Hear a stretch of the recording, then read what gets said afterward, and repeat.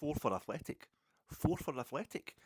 They also wear a sky blue home jersey, and they put Rangers, or Ali McCoist's Rangers, out of a competition right at the beginning of the season, early August, late July. Well, it's still summer basically, before the season's really got going. Ali also going out to Malmö, the first time we played Malmö in European competition in the third qualifying round of the Champions League. So I don't know why, but I've got to admit, last night's pod, I'm really sorry, last night's pod was painfully long. It was at 1 hour and 9 minutes, 69 minutes, 69. Okay, grow up. It's 69, 1969, the year I was born. Also the year that Slovan Bratislava won the Cup Winners' Cup. How could I have forgotten that? How could I have forgotten that?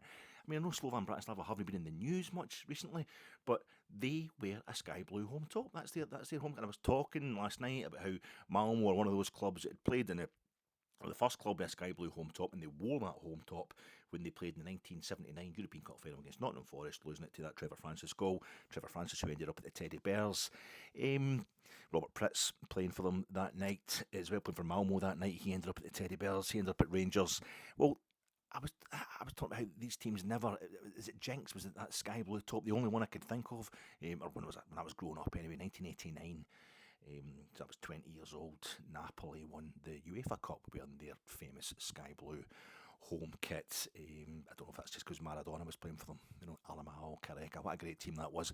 But that was the only time Napoli won a European trophy. Maybe a club the size of Napoli should be winning the Champions League. They should be winning a lot more. Maybe it's the colour of jersey that's jinxed, I was thinking to myself.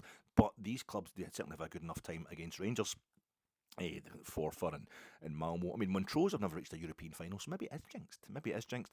And I've been at a forfar against Montrose game. Montrose wore all yellow, and it was the same night that Dortmund put us out the UEFA Cup on penalties. That's a long story, that one. I'll tell you that one day if you're really unlucky. So it was getting an instant reminder. There's nothing worse than going to a game of football. You're already arranged to go. When your team's just lost, especially on penalties after being 2-0 up after the first leg and conceding an equaliser with the last kick of the ball that the goalkeeper's involved in, and then it goes to penalties. There's nothing worse than having to actually go and watch another football match. But it did kind of help me get over it, I suppose. But I was watching another blue against but it's nothing like our blue, is it? Sky blue, it's just got a different vibe altogether. And Celta Vigo, really famous Spanish club. Sky blue jersey, never reached a European final, same as Montrose, same as Forfar, so maybe somehow it is jinxed. But Slovan Bratislava, it was in Barcelona. Sorry, against Barcelona. Our only European trophy, the Cup Winners' Cup, we won it in Barcelona. Slovan Bratislavas, they won it against Barcelona. It might have been in Basel as well. It's certainly in Switzerland, Basel or Bern. But if it was in Basel, I really get no excuses, because Basel, they think that the club Basel, who actually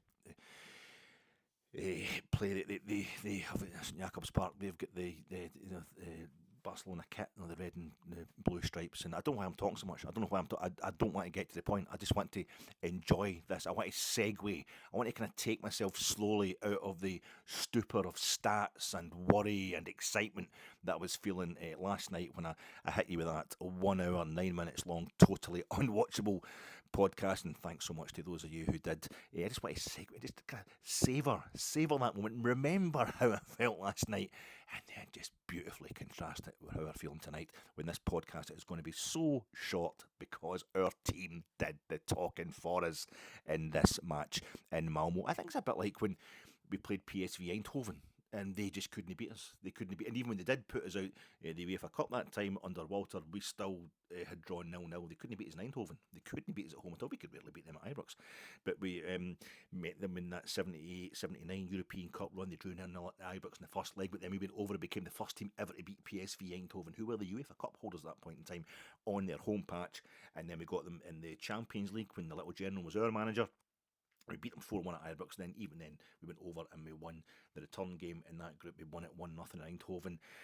Then they did beat us that time, as I say, but we still managed to draw in Eindhoven. And then the UEFA Cup, Europa League was it by that point in time? We dropped out the Champions League group stages from third place, and we ended up in that under Walter. Anyway, we get them again under Gio in the playoff round for the Champions League, and we draw 2 each at Ibrox. And you're like, oh, we're all set up, but then we never beat them at Ibrox, really. And they go over to Eindhoven, and we beat them 1-0 over there the following season. They draw 2 each again, the first leg of the very same round, the very same competition, and they must think, this bloody team, this Rangers, they're so annoying. They're such a pain in the arse. I hate having to think about them. I hate having to see them. They're just nothing but bad memories. And they scalp us 5-1. Now, we've got much the same feeling about Malmö, one of the light blue jerseys. Remember Manchester City got to the 2021 Champions League final and they wore their sky blue home top. I was talking about this last night. Sorry if you heard that pod and I'm repeating myself. Well, Chelsea, one of the few teams to win, wearing Rangers blue. We call it light blue because it's lighter than the dark blue of Scotland, but of course it's royal blue, the Königsblauen, I think they call it in Germany. Excuse me, German speakers at Schalke 04, they wear the same shade. And they won their only European trophy. The only time they reached the final was beating Inter in the last ever UEFA Cup final we played on a home and away basis. I think they might have won in penalties in the San Siro, or was it away goals? It was tight anyway. And the following season, the first one ever to be played, the first UEFA Cup final ever to be played on a one-off basis. Don't include a couple of Fairs Cups had a one-off final as well, but this was the first ever UEFA Cup final to be played on a one-off basis, played at a neutral venue. It was Inter were back and they played Lazio. They played Lazio of Rome and they wore their famous, this was their first European final, they wore their famous Celeste, light blue, sky blue jersey, and they get beat. But the following season, 98-99, Lazio were back in the last ever Cup Winners' Cup final, and they wore their yellow and brown, yellow and black. I was at the game, I should really know. They wore their away kit anyway, and they won it. It's like, is it jinxed? Is the sky blue jinxed? Then Man City come back and they won it. They only took them billions and billions of blood money, billions and billions of dollars in blood money to win, to actually get the team out there that could finally win the Champions League. But Man City had won the Cup Winners' Cup in 1970, the only previous European final before that first Champions League final against Chelsea. And they'd won that. You think, no, they won it wearing their red and black away kit.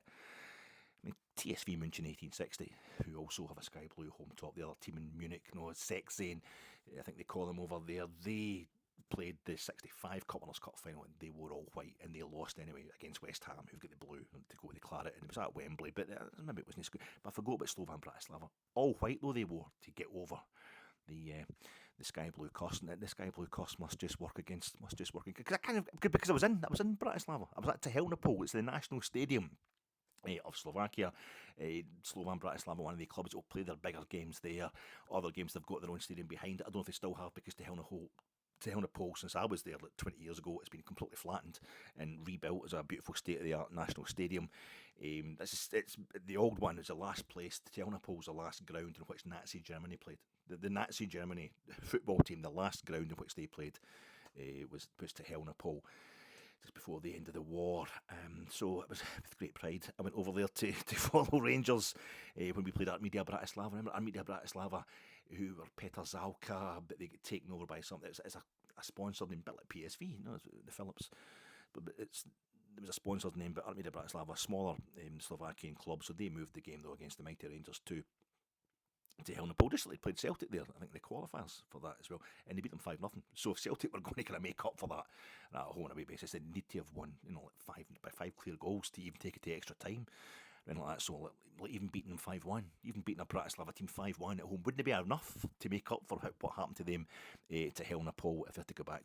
Anyway, so I was there and it was the sky blue seats. I remember standing there thinking, what a stadium. This is so many horrible things happened here, but at the same time I've seen it on television so many times.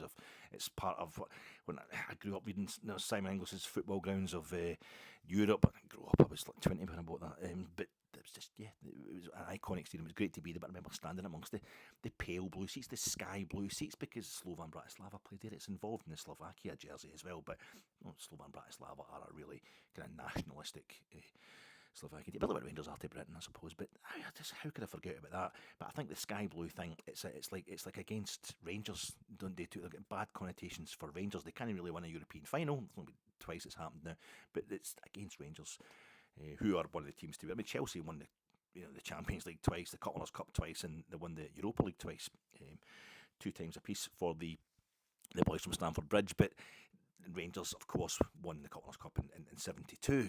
I was talking about that towards the end of the pod last night. I think I started you off with McCloy, Jardine, there's Matheson, Gregg, Johnston with an E, that is Derek Johnston, Smith, McLean, Conn, Steen, McDonald, W. Johnston without an E, Willie Johnston, I think the referee was Ortiz de Mendimo Monasterio, Spanish referee crowd was 24,701 in the Nou Camp Stadium, Barcelona. And I can't remember who scored the goals for Rangers. Somebody get 2 and somebody get 1. There's nothing catchy. There's no kind of mnemonic there for me to remember that. But I know it's Estrakov and Makovikov. And is it Vladimir Estrakov and Alexander Makovikov? Vladimir Makovikov. They scored the goals for Moscow Dynamo. That was the defeated opposition to make Rangers, the 1972 European Cup winners. And Manchester United, they won the European Cup in '68. They wore an away kit. It doesn't really count if it's an away kit, but it was just a wee shade off, almost perfect. Kind of Rangers royal blue when they beat Benfica 4-1 after extra time at Wembley.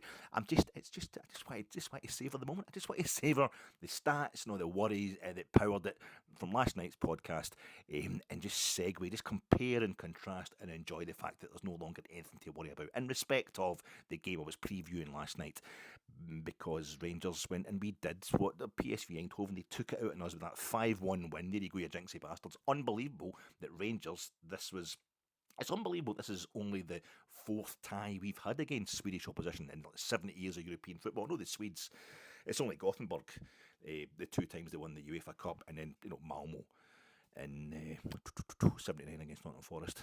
That's the only time Swedish clubs have got to European club finals. Their league's not the strongest. It's not a long way behind ours, but big players in the world in European football, the Swedes. Hosting the Euros, hosting the World Cup, getting to semi-finals of the Euros and getting to the final of the World Cup. I think they've played the finished 3rd and 4th as well in other World Cups. The Swedes have got a fantastic record providing famous players for Rangers and Celtic, never mind the rest of the planet. Fantastic football nation. So it's really weird that this is only the 4th tie we've had against European opposition. Even weirder that 2 of the previous ties have also been against Malmö.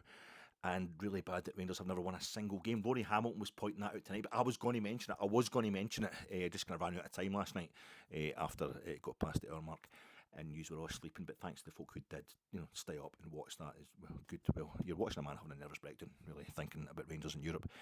Good on ye. So I did know that, but that was Gothenburg. We played them in the 97-98 European Champions League qualifiers. Was it the 2nd qualifying round, 3rd qualifying round? We dropped into the UEFA Cup anyway and get beat by Strasbourg. What did Strasbourg wear? We get beat home by Strasbourg with their flipping sky blue, isn't it? Strasbourg wear sky blue. That's their home trip, isn't it?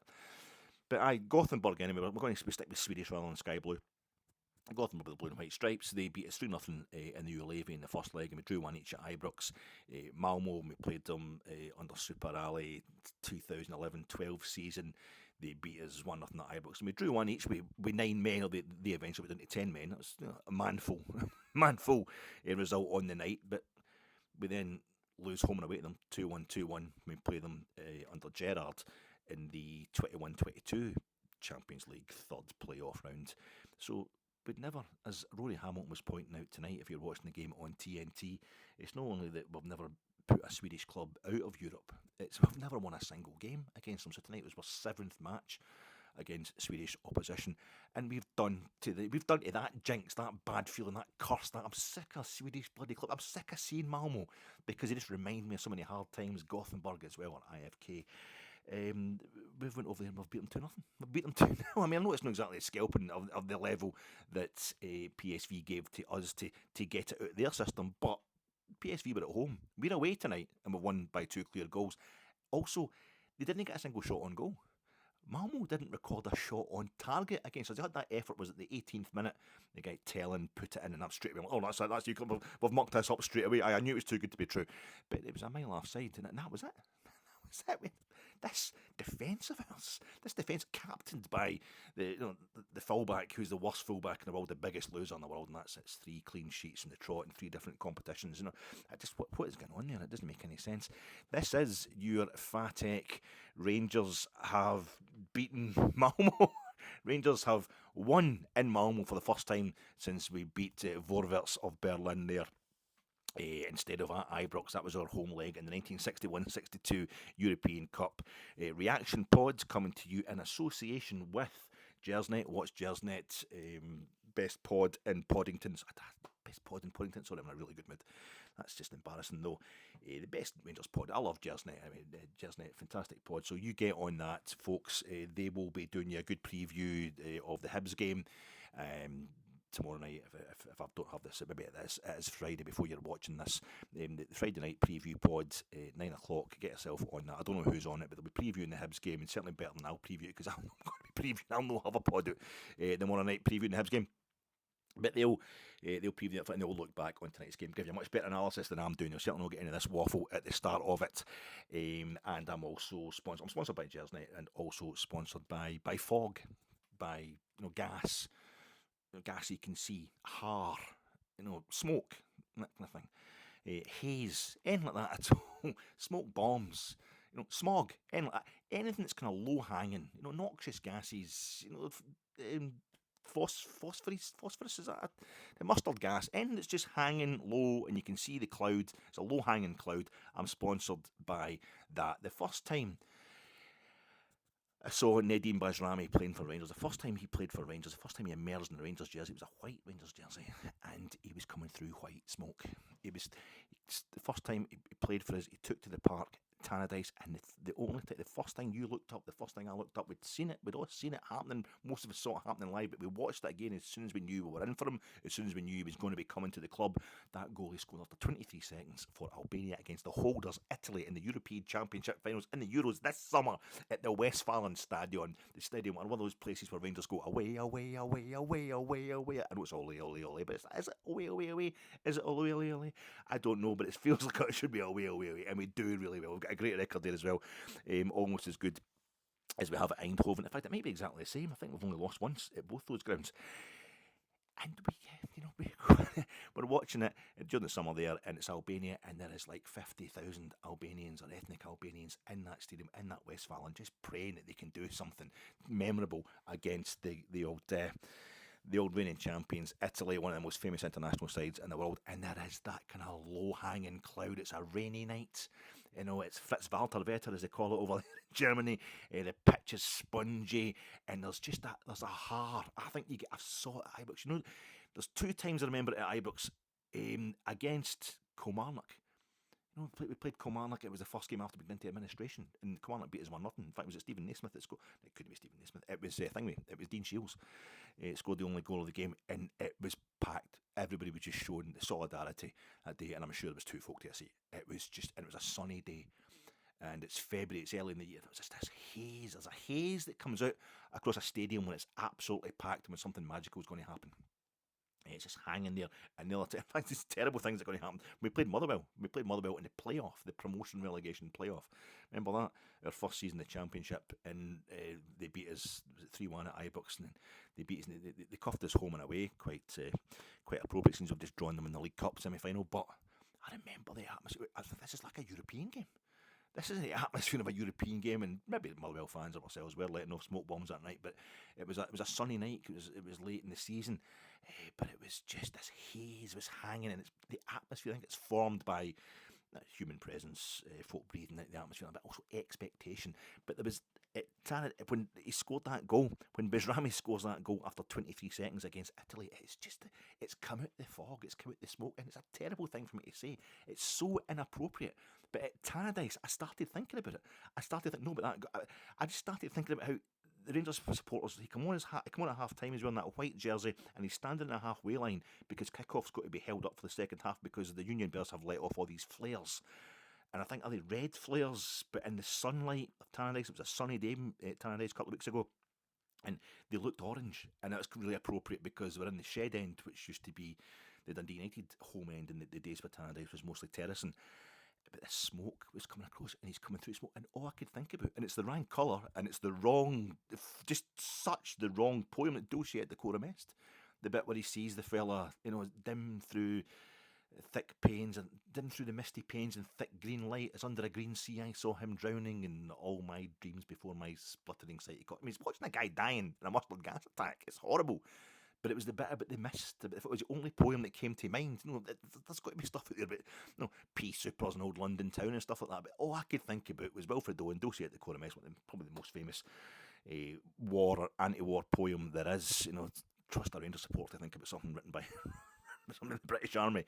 But That's all I could think about was the haze, the smoke, and then that was him making his debut for Rangers, and he looked bloody good last week against Dundee, and there he was tonight. The smoke bombs were going off in the Malmö end. This mist was this. It looked as if it was a dull kind of damp night. A stormy. I was hearing it was bad weather, a lot of wind in Malmö tonight, and yeah, it was just. There it was again. The Malmö fans are letting off the smoke bombs. We're wearing the kit we wore at Dens Park. The first time we played Dundee at Dens Park last season, we beat them 5-0. And it's a kind of Dundee-ish looking away kit that we're wearing. So it was wilder last week, a different version last season, much wilder, much more blue on it. There was dark blue on it. I thought it was weird. Remember the first time we played Dundee at Dens Park under Clermont, we beat them 5-0 on the night, blew them away.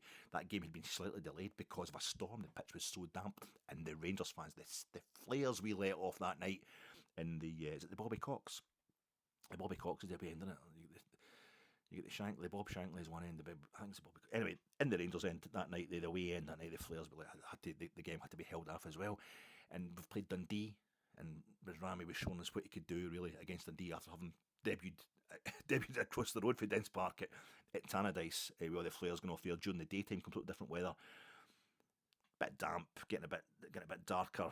Last week we had an evening kick-off at Ibrox against Dundee, and there we were at the night wearing our Dundee. It's looks proper Dundee home kit that we have as an away kit or a third kit, whatever it is, this season. And again, it's the flares, it's the smoke, and they take a shy. Malmö, we're under pressure here. We've got a terrible record here. Malmö have a shy straight away. Rangers have been trying to pass it about for centre, and it's just no. Oh, that's a bad start. We've gave the ball away. They take the shy and we chase it down. Is it Lawrence and Cherney are chasing it down? And next thing that the guy has to overpass it, he's panicking. We heard all about this relationism. That was this formation, this style, this tactic that had been this mindset, this guru stuff. I always hate that kind of crap. It's been fashioned with the help of this UEFA qualified Scottish fella, Jamie Hamilton, and the far too chilled out, chillaxed looking dad that manages Malmö, and we just crowded them. We'll show you relationism. You get the ball, mate. We're going to be up your arse. That's how relationism we're going to get. And the guy has to pass it back to the goalie, and he's because of the mist, because of the fog. I think that helped him pick out his goalie either. That kind of blinded him slightly. And in goes Dessers, and he gets there first, and he goes round the ball. I'm like, this is too early. We don't do this kind of thing. It looks like an open goal. He must be offside, or he has missed. He's hit it off the post, so that's fine. We can get back to blaming Dessers. We're all happy with that kind of mindset. Stops you getting too built up. But the thing about watching games in the telly is you kind of see the whole park, and then in he comes through the mist, through the fog, through the through the low hanging clouds, and he just walks into the net, does Bajrami, and that's him scored after 56 seconds. 56! Read into that what you want. 56! Never mind relationism. Let's get into the good old-fashioned superstition. He's doing that enfolded fingers flying eagle celebration of a properly staunch Albanian. And there's when you look at the replays, it's the sea. It's like the sea. It's like because it's sky blue. The plastic they've got on their pitch, on the kind of track, wee bit of track they've got in a very tight stadium, not a lot of room behind the byline and the actual front of the stand that was hosting the kind of ultras for Malmö tonight. But it's this lovely light blue plastic, and the grass extends. It must be your kind of grass master, Deso grass master. Nobody's got totally natural grass these days, but the only thing that stops it being just a nice square sky blue sea of plastic between the pitch and the stand is the little square of grass that they've extended into it. That's basically the width, the shape, the oblong of the goal nets to off the goal nets, and the bodice goes in there and it sits like the island. If you've been to Copenhagen, I'll mention my holidays again. When you get the bridge, the famous bridge, they did a TV series about the only reason there's no end about Denmark is we watching detective stuff on the telly, and it goes from Copenhagen to Malmö. It joins Denmark with Sweden. And they've built a fake island. There's an island in the middle of that. This is the Oresund, just to make sure that bridge can extend all the way over. And that's what it's like. It's sitting there. It's like a wee island sitting in the water. And the ball was in the back of that net. The same way the dead body in the first episode of The Bridges is cut in half, and the bit where the bridge goes from Sweden to Denmark and back again. It's a really good episode. That really caught my attention. Saga solved that mystery. Rangers are up 1-0 after 56 seconds. Folks, my name is Alec Anderson. Every little thing that you say or do, I'm hung up on you, waiting for your call, baby, night and day. I'm fed up. I'm tired of waiting for you. And I'm not now. I'm not tired of waiting for you now. Not at all. I'm quite happy to wait. You're 1-0 up for 56 seconds. I'm quite happy to wait to the 94th minute until the game is over, and we've got the points in the bag. I don't mind suffering like that every week. Mi aspetto gran tempo. And non mi pensa la lunga attesa. It doesn't actually matter to me how long I've got to wait, as long as we get the result in the end. But you're only 1-0 up after 56 seconds. 56. Time goes by so slowly. Time goes by so slowly. ABBA don't allow anybody to have samples. The most famous thing for Sweden, probably ABBA. Don't allow anybody to sample their songs, but they let Madge do it because Madge is royalty, and we've got that portrait of the King Charles III up in the dressing room. We are royalty too, and we gave them a wee sample of what Rangers are really all about tonight. I think this is strenuous stuff, but that. When you're 1-0 up, it was torture. It's absolute torture watching us missing chance after chance to make it 2-0. Just so it's in the bag, just so we know that this dominance we're seeing is going to get something. It's going to get what it deserves. It's no just it's no fakery. Rangers have done this thing where they've started really well for 11 minutes against Celtic at Parkhead, get gubbed. Really brilliant for the first 24 minutes against Dundee United at Tannadice. Squeezed out a 1-0 win. Got our goal. Was it 8 minutes into the game? 7 minutes from Tom Lawrence in that game. Last week we were fantastic for the first 24 minutes again against Dundee in the League Cup, and we got a goal in that period. But it kind of slowed down a bit after that. Ended up winning 3-0 anyway.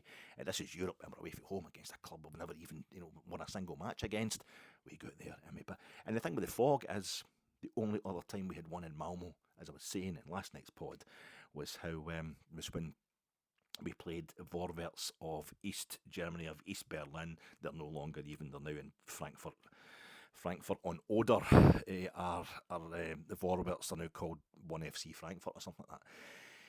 But because of the Berlin Wall was up at that time, and the West was falling out bad style with the East, so they weren't allowed to come back to Ibrox. But we could play them in East Germany. We beat them 2-1 over there, but then the home leg, we had to stage the home leg in a neutral venue, so to speak. Not that Sweden's very neutral when it comes to matters of the Cold War. They were the first ones in line, and the old Russians were going to get the Swedes and the Finns. But the whole point is we to play at Malmö, the old stadium in Malmö, the one that's behind the new stadium. It's the Malmö Stadium, the Stadion Komma Malmö.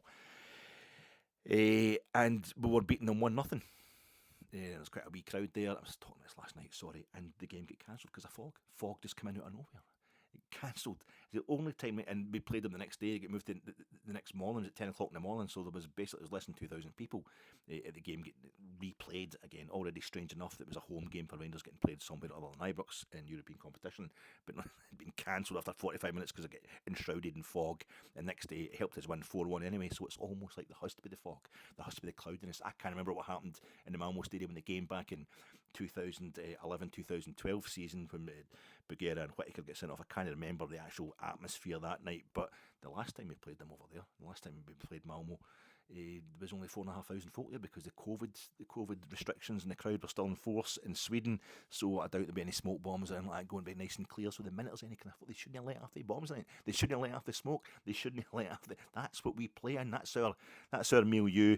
That absolutely suited us. And it was bloody fantastic to go there and get a win. But Carlos Williams, he said so much depends upon a red wheelbarrow. I can't remember the rest of the poem. It's a poem that goes on for ages, an epic poem.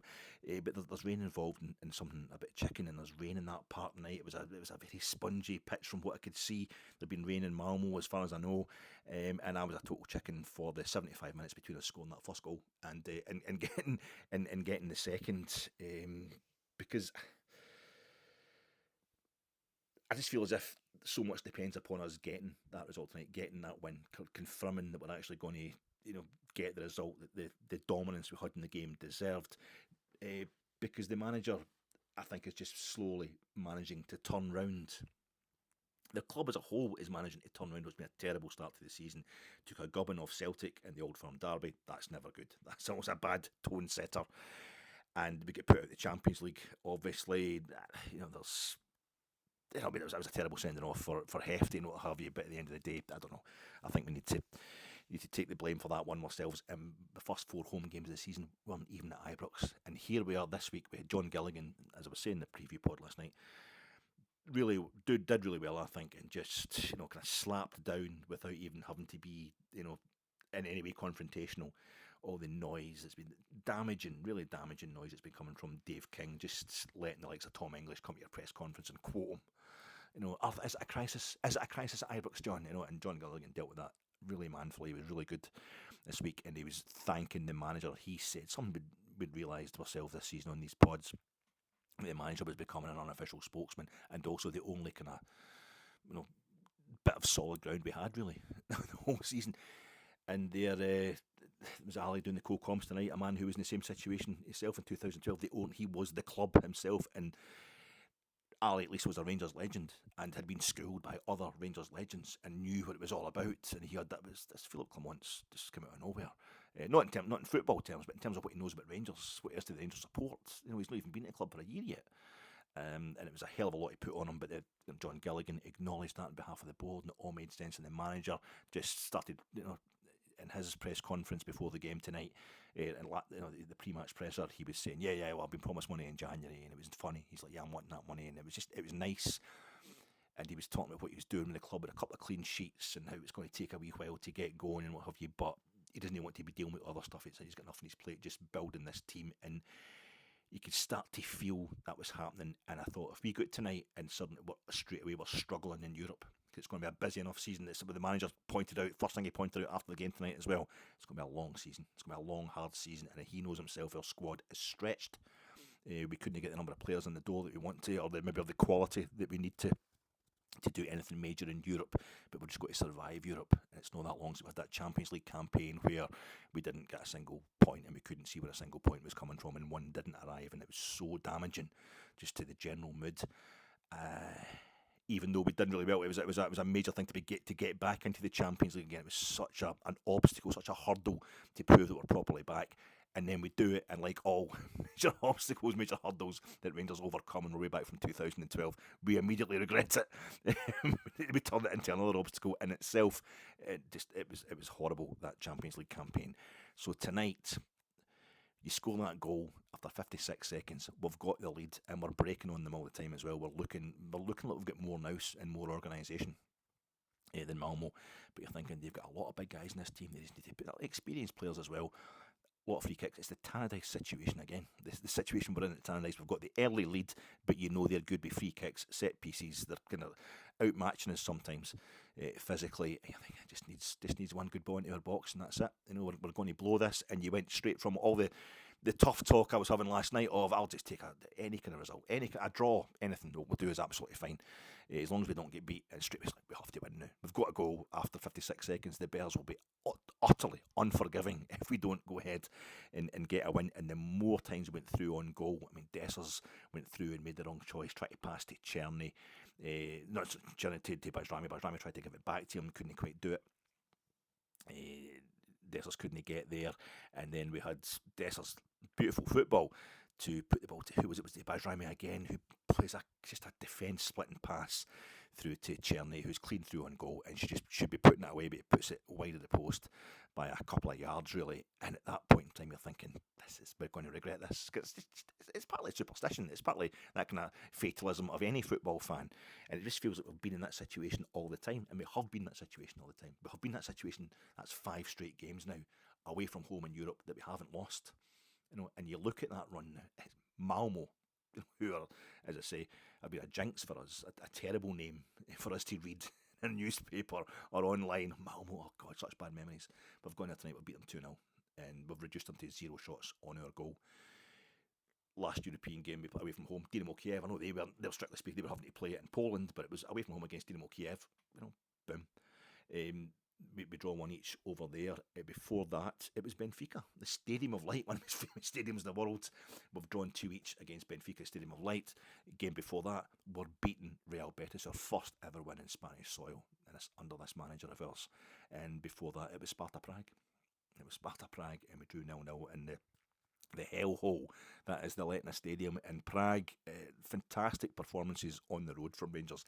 Is it Ole? I'll find it. I'll check in Sunday, because the top of the Copeland, this is the same day that the top of the Copelands, but it's been announced that the top of the Copelands opened. Ibrox has fully reopened the game. We just got back in and we had a 3-0 win over Dundee. We've moved on in the League Cup and now we're fully back to Ibrox just to keep the momentum going. It was so important that we got there. We completed this win tonight. It was a really, really nervous 75 minutes in between were 2 goals, but it's just such a vibe, such a good vibe. Enjoy it, feel it, to go through and complete the job. The last time Rangers lost away from home in European competition, we were managed by the man who scored the goal. The way we finished things, the last time we were in this stadium we played in tonight in Malmö, was a Steve Davis goal. And he was interim managing us when we lost in Limassol. We lost to Aris Limassol in the Europa League. So, that's So the big man, Big Clement, is unbeaten in Europe, and no one's blaming Steve Davis. No one's blaming Steve Davis for that. That was not his fault. He's been good enough to step up and just give us a manager. One of these things that happens at Rangers, was talking about Dessers and talking about Tav, who they take a hell of a pounding, but they basically laid on all the goals for each other and scored all the goals on Saturday there to make sure we just go through to the League Cup semi-final. If we didn't do it, it'd be a disgrace. You need people there who will just step up and make the basics happen all the time, and they get zero appreciation at Rangers. But we all appreciate Steve Davis. Everybody idolises Steve Davis. But the last time we played in Malmö, Steve Davis scored with the last kick of the ball, and the last time we played away from home in Europe, Big Dessers scored with the last kick of the ball, and here tonight we're basically scoring with the first kick of the ball at that same stadium. It was everything just felt fated, it felt linked in. You know, I don't mean linked in that you get on, everything felt as if it was meant to happen. I'm a big fiend for action, a big fiend for my heroes. That's 2 different lines in by Michael, 2 different Michael Mann films. In Heat, of course, he's got the bit where he's trying to use his informant's brother's going to give him some information. And he's like, well, what is it? And he's telling him it's Tone Loc, and Tone Loc is telling him about Tom Sizemore, basically, who plays Chirito, Michael Chirito. And he's saying, I met him in the street. This guy used to be locked up in Folsom, and he was telling me how he wasn't doing anything. I knew straight away, because he's saying kept going on about how he wasn't doing anything. I knew right away that guy's got something going on. What are you talking about? Because he's a big fiend for action. And it must be a Michael Mann line, because in Miami Vice, the film version, the movie version, Miami Vice, with Jamie Foxx and the Irish fella. Oh, God, great actor. Really like him. Can't remember his name. It's terrible. It's just a complete blank, because I'm just so excited about the fit.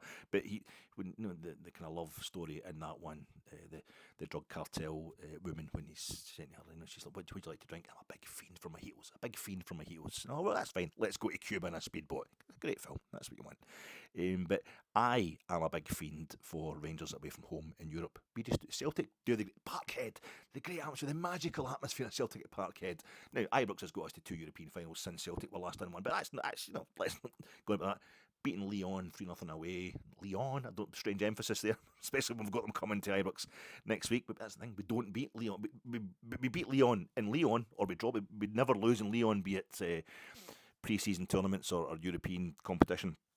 But they always win at Ibrox as well, so it's a bit of a weird one, that. We'll see if we can sort that one out next week. But that 3-0 win away to Lyon, the 4-2 win in Dortmund, for me, when you consider the state Rangers were in, just a few years earlier, and the players we had on the park that night, and where Dortmund are over the last few years, that I think that 4-2 win in Dortmund is the greatest Rangers performance of all time. I just thought it was phenomenal.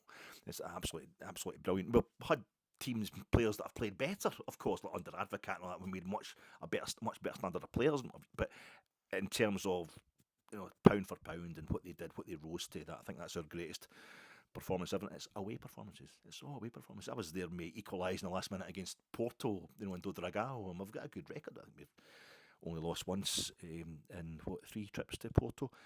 But it's great. We do it away from home, and we've done it again tonight, and it just means we don't have to be trying to catch up with ourselves in Europe. We're not going into these games now thinking, remember, we've got Manchester United coming up. We've got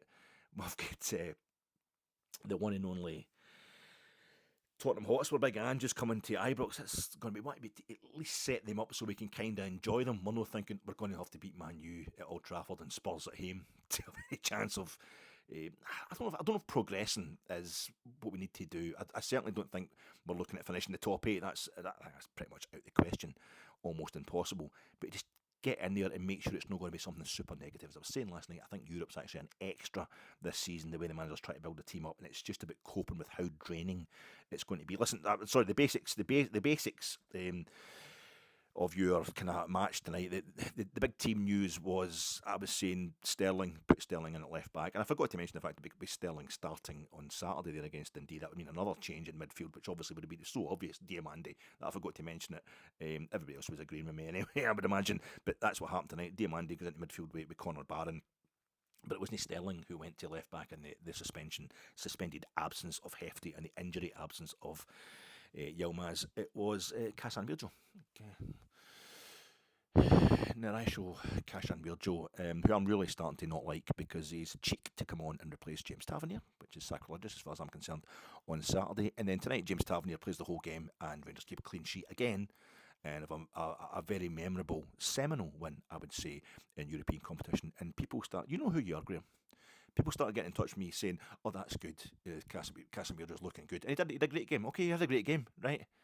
But that means if he's right good at left back, and he really did emphasise the fact that he's right-footed throughout that game. He had a great game as well. They get no problems at all doing that side. He wasn't even tested. I don't really think. I don't know why, But there was nobody on top of him at all. But the idea is that he's going to somehow come in maybe now and give James Tavernier a break. Going to just wait and see if James Tavernier's injury clears up. Maybe James Tavernier doesn't need a break. I don't think James Tavernier knows how to play with the.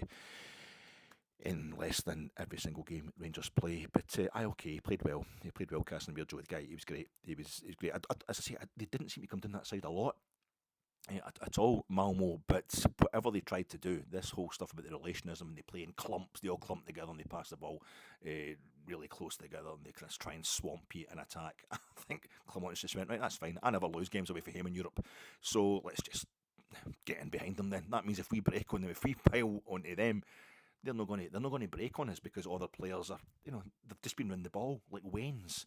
They kick the ball up the park. They're going to have to run the full length of the park to get back to it. So we just tactically, I think we completely outclassed them, totally mastered them. And defence again, clean sheet. We had all these chances to say to make it 2-0. Shout out, by the way, to Eros Grezda. That's you forgiven, Eros. I know I'm all over the place with this. Folks, there's no structure whatsoever to this podcast. It's just sheer joy. Big shout out to Eros Grezda. You are forgiven on behalf of Albania. Your man tonight, your countryman, your compatriot Baz Rami has cleared your debt there for that miss you had against Spartak Moscow that basically cost us progression, I think. And 0-0 with Spartak Moscow at Ibrox. We weren't that bothered anyway. It was our first season. We're just glad to be in a group stage of European competition. But that wee miss he had at the end of that game pretty much ensured we weren't going through. There's also the referee and no VAR in the away game, the game in Moscow. That was a disgrace as well. We should have won that one. At least got a point out of it. Made a difference. But you're forgiven, Eros. That's fine. Your countryman's sorted you out tonight. But that was a big news. It was Kasan Virgil. He was in, and we were doing really well. I've totally lost the plot here because I just don't really care. Igaman, that was the other news by it. No Igaman. So we knew that Dessers was going to have to play the full game, really. Again, he's taken this leading the line. He's taken it on his shoulders this season. Doesn't matter. Maybe he'll been scoring the amount of goals at the places you want him to. Big Cyril, just look at the time he's putting in, the shift he's putting in, and he's not getting the praise he should. So it's a lot of character he's shown. It's going to be really tiring for him. But I don't know. I didn't quite properly listen to the manager's post that wee bit. He seemed to be kind of frowning. Was it a problem with Swedish passport control? Were they being a bit, North Africa and the Maghreb? Was it a bit of racism by the Swedes, or was it a bit of incompetence by Igaman himself when it comes to his passport? I don't know what's going on there. Has he forgot his passport? I don't know. I'm not trying to start rumours. I don't know what it was, but the manager wasn't happy anyway. But it meant we went there with Dessers, who were all, for some reason, for a couple of games, were all praying for Igaman to come in and replace him from the start. But no, it didn't even make it to Sweden tonight, so that's putting a lot on him. A lot on Big Cyril, but generally we're playing them off the park in terms of attacking and what have you. But they always look dangerous because there's so many big guys, plus of the home team. It didn't happen though. It didn't happen. Their finishing's got to improve. Yeah, They come out in the second half, Sweden, Malmö came out, and it was in Sweden, so I'm not telling you any lies. They come out in the second half and they pounded us for a good 10 minutes, by having corners and free kicks and things, and us generally not being able to get much going, and then we just started kind of breaking on them again. We worked out. They get down our kind of their inside left channel a few times, down our kind of right hand side in midfield, and they get in there quite a lot. Ali was slagging Tav a lot, and I thought it was quite. Remember, he used to slag the hell out Morelos as well. Ali, when he's doing the co-coms for BT or whatever now TNT. It's quite telling that he's doing the same for. He's doing the same for Tav, as Tav gets near his European goal scoring record as well. I think that's what they were talking about tonight. But I also, I'm all over the place. I've just been thinking they were talking about that. They were slagging him, and it was Alan Hutton and Scotty Arfield in the studio, TNT, and it just reminded me, of course, that the one and only Scotty Arfield missed that open goal. It wasn't an open goal really against Arsenal last night, and it's quite weird seeing him playing at the Emirates for Bolton Wanderers, and there's Sam Lammers playing against Manchester United at Old Trafford and scoring a goal. So I think that let us off the hook as well, because if we'd gone on this game tonight and we hadn't put away another chance, we'd end up dropping points tonight through missing all these chances, because we started after that kind of first 10 minutes of the second half, we started piling through on their goal again, and as Dessers did one, he curls it over the bar. He's coming in on goal at an angle, and he curls it over the bar, basically probably over the stand as well, towards the Rangers support. It just isn't happening. It isn't happening. We didn't make a lot of substitutions, but what the point I'm trying to make is that if we ended up throwing the game away because we couldn't score, any of our chances, suddenly Sam Lammers would be a great guy again. He would be. We would start appreciating him. Did we? Could Sam Lammers not handle it at Ibrox, or could we not handle waiting for Sam Lammers to adjust to life at Ibrox? I don't know.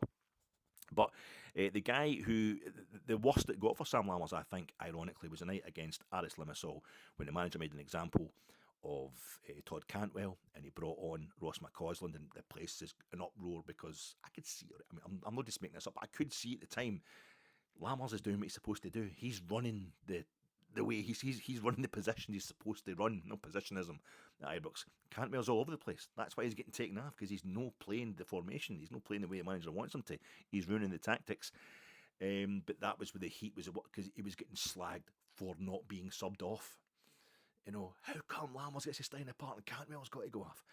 But there we have Ross McCausland coming on time. We didn't do a lot of substitutes. We were a bit later with subs. We usually start making subs maybe at half time, something around about the hour mark. But what was it, 69 minutes that game? Was it 69 minutes that Ross McCausland come on tonight? And who did he come on for the night, Ross McCausland? It was Cherny. Aye, come on for Cherny. Václav Cherny, who missed that chance but was doing really well in the game. Bazrami was taken to pieces all the time on the counter attack. So was Dessers, just couldn't put the chance away. But the wee man, he comes on and just transforms the game. Just basically wins the game straight away. He just get involved as soon as he come off the bench. But he has the chance where Bajrami goes down the left hand side and pulls the ball across to the back post, and the size of Ross McCausland gets in there and tries to get the head. I think it gets the header, but he heads it back across, and it goes out for a by kick, I think. And it's what a chance there, but he doesn't. He does not fret about it, the wee man. He goes back and he wins the ball back, I think, from the by kick, and he goes down the wing and he gets fouled, and then from the free kick from the wing, he gets floated into the box, and they kind of clear it properly. The defence was terrible at times, and he gets in there, he gets in front of the fella, and he slams a left foot shot into the bottom corner, and it goes in off the post as well. It's hit the post or not, let's get in. It's a lovely feeling that. The goalkeeper's out of the equation. It's just about where the ball's going to go. Oh, it's curled in the way. It's sitting in that wee island on the blue, that wee island of green on the blue. We've won the game, or we thought we'd won the game. There's still a chance in a game like that. If they get a quick goal, they get 2 or 3 goals. They could be scoring a couple in injury time and stuff like that. You could have lost the game altogether. And that was emphasised when Casemiro went through on goal. And again, really going on to his right foot to show us that he's playing out of position. And he curled one wildly into the Dessers zone, way over the bar. You're thinking, we could really have put it to bed there. We didn't, but we didn't need to. It was just. We just saw it out quite comfortably, and it was only, I say, when Rory Hamilton mentioned the fact that they hadn't had a shot directly on our goal, not one that counted anyway, and that one that was offside that they put in the back of the net after 18 minutes, that you realise what a magnificent performance it was from Rangers, what a fantastic kind of pressure releasing result it was. And yeah, I'm just utterly delighted, and you guys should be too. The finishing should improve, but I think the main thing is we can see the manager's plan. The manager, the first thing he talks about is the negatives, and that's what you do after a win. Talk about negatives. We get angry because after a 3-0 loss at Parkhead, he talks about how much possession we had and how much blah blah blah. It's so we never get too low when we're losing, we never get too high when we're winning. He knows it's long term. He's been talking constantly about how it's going to be 3 or 4 transfer windows before he's got the kind of team he needs to have. But he's also promising us he's going to be here. He's going to be here, and I think it's a lovely thing. And I think you can see it. You can see a template when you're dominating a game. Now, despite my superstition, my kind of fatalism and all that, you're like, oh God, going to put the game to bed. I think you can see that the manager really knows what he's doing, and even just through his organisation and the pro forma that he's got, irrespective of the players in it, we're going to be able to win games like this. And you look at this, like games against Dundee, maybe even away to Dundee United. It's going to be playing Celtic, and then when we're playing Manchester United, Spurs, Nice, Lyon, perhaps. It's not good enough. You need to have the players. You can't be missing chances that we were missing tonight. You might not even get the number of chances. That may be when we get shown up, that this team is getting tighter and tighter together over the last 3 or 4 games since that defeat at Parkhead. They were already showing signs of improvement before that, but that's a step that he's going to get us to eventually. But you can see that even in the meantime, he's just, and his thing, he said, you won't see the best of him until October, November. We're getting closer, but we're not at October yet, so there's more to come. And I just thought this was a real great moment for the manager, and a real great moment for the Rangers support, because we can see a plan now. We can see something that's going to happen. Anyway, folks, that's the 50-minute mark. That'll do you. That'll do us. I am not going to keep you any longer. I'm the wife's on holiday now. She's got the long weekend, so she's wanting to go out. I'm going to be lucky to make the game. So she's just hits it something terrible. So I'll need to be, probably paying fines and things like that, and getting her out of scrapes and paying off bouncers and stuff like that. I'm not going to be doing a preview pod for the Hibs game.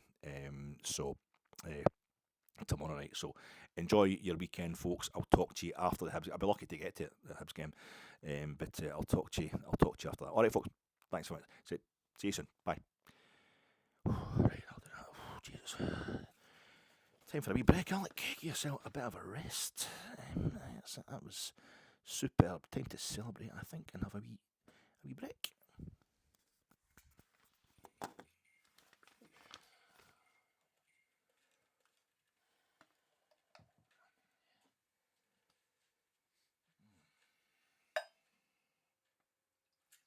Sky blue. Neil one of them struggled with that. Sky blue cup. Oh, with the Rangers booking into it.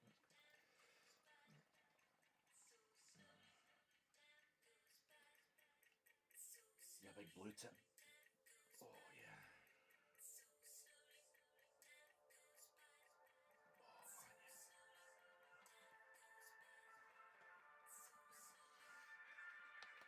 Now, what have we got here? Only one left. Oh.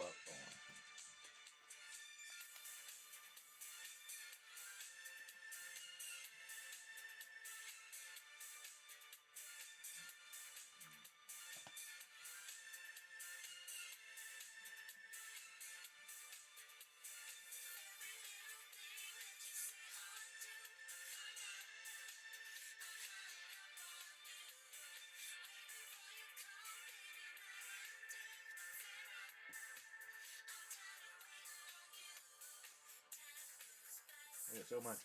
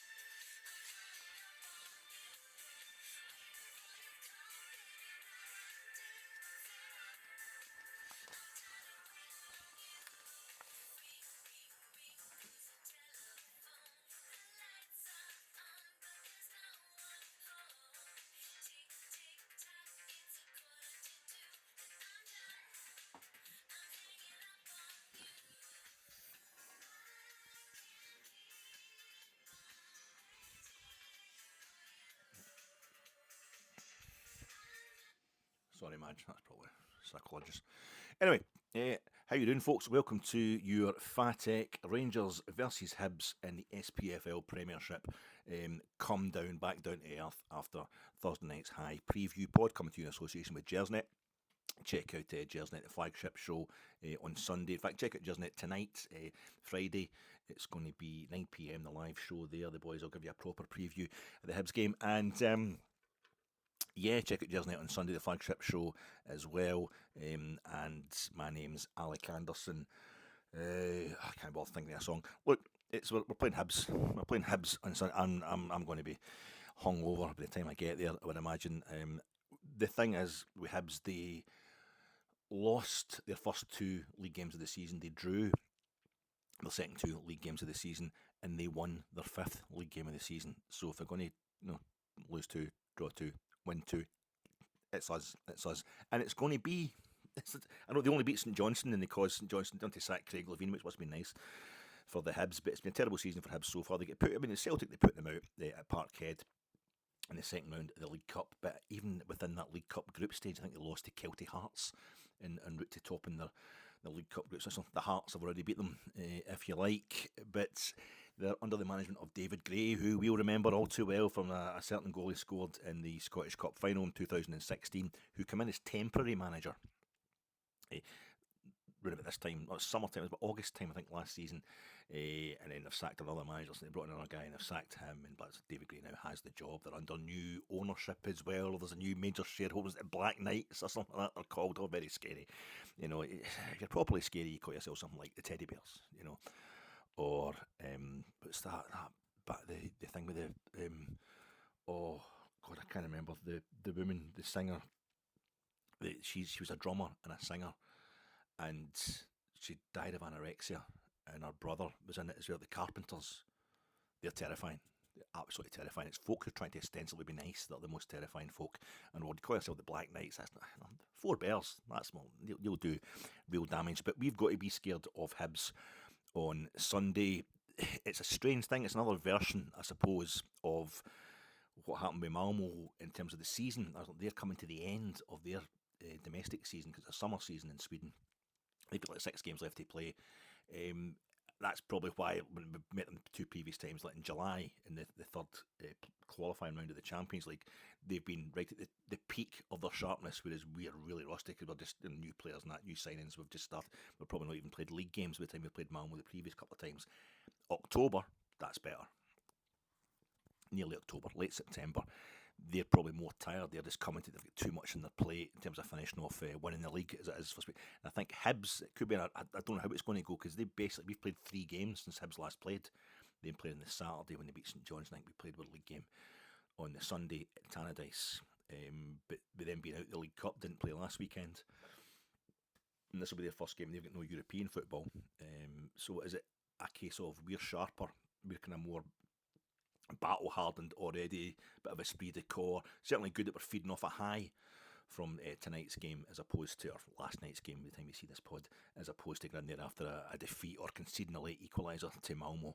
So I'm really interested to see how this is going to work out, because you remember under Gio, and I remember had that great run to the final in Seville, we still were dropping points in the league. 2-0 up against Motherwell, and they'd come back against the Ibrox, played Dundee United off the park at Tannadice. We needed a bit of help with VAR that day as well, but we didn't have the sharpness because of the other leg against Dortmund. It really did affect us. And when the manager's building a squad, Igaman, I don't know, that's why it's a big thing if he lost his passport, if the problem is his or the problem is or maybe the British. Sorry, maybe the British end of the passports, admin, etc. Maybe that's what was upsetting the manager. But is he a guy that the manager's going to have to punish because we need him? But I think Dessers definitely will need a rest on Sunday. 12 o'clock kickoff. Okay, if it had been an 8 o'clock kickoff tonight, would we have definitely been playing at 12 o'clock, 12 noon on Sunday? It's barely 3 days rest. We're getting 2 days rest. So I'm hoping it's still early enough in the season that we're going to feed off the buzz, so to speak, and go straight into that game, and we'll be a lot sharper than Hibs. But I think we need to get the damage done, as we have been doing our past few games. Get the damage done early. We're going to need to get some goals from that opening 24 minutes of real pressure that we usually get in any game that's starting to become a habit for us. The significant thing for me as well, poetic almost, but really worth thinking about. A lot of people have been expressing doubts about the manager throughout the season. I think it's wrong. I think he's the man for the job. But this is quite a significant weekend. This is a corresponding weekend last year that we get beat 3-1 at home by Aberdeen. That was Michael Beale done. That was him done. He was sacked the next day. So this is and it was the Sunday. So the Sunday we play, basically a year on almost.